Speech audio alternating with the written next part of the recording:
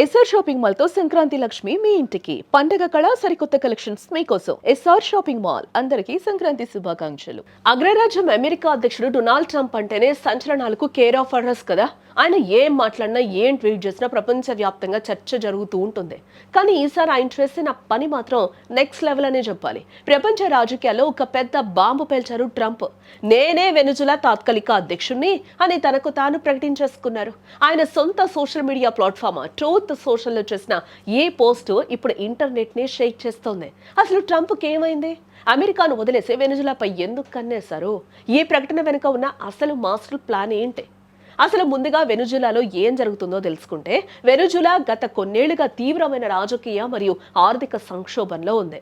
అక్కడ Nicolas Maduro అధికారంలో ఉన్నప్పటికీ గతంలో అమెరికాతో సహా అనేక పాశ్చాత్య దేశాలు ఎన్నికల్లో అవకతవకలు జరిగాయని ఆరోపిస్తూ ప్రతిపక్ష నేత జువాన్ గ్వైడోను తాత్కాలిక అధ్యక్షుడిగా గుర్తించాయి. అంటే అక్కడ ఒకే దేశానికి ఇద్దరు అధ్యక్షులు అన్నమాట.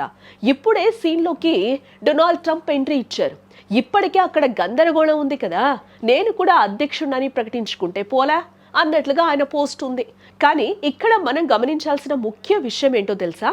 ఒక దేశానికి అధ్యక్షుడు వేరే దేశానికి అధ్యక్షుడిగా ప్రకటించుకోవడం గమనార్హం. ఇకపోతే మాదక ద్రవ్యాల అక్రమ రవాణా కట్టడి పేరుతో ఇటీవల వెనుజులాపై అమెరికా మెరుపు దాడులకు దిగిన సంగతి తెలిసిందే.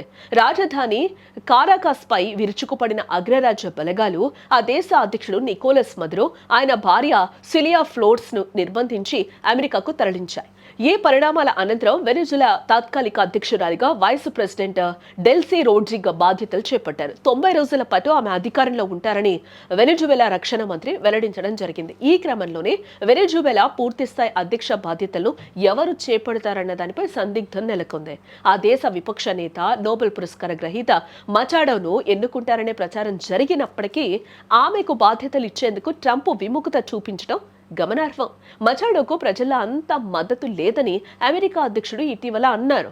ఏ పరిణామాల వేళ తాజాగా తానే తాత్కాలిక అధ్యక్షుడిని అంటూ ట్రంప్ ప్రకటించుకోవడం ఇప్పుడు చర్చనీయాంశంగా మారింది ఇక్కడ.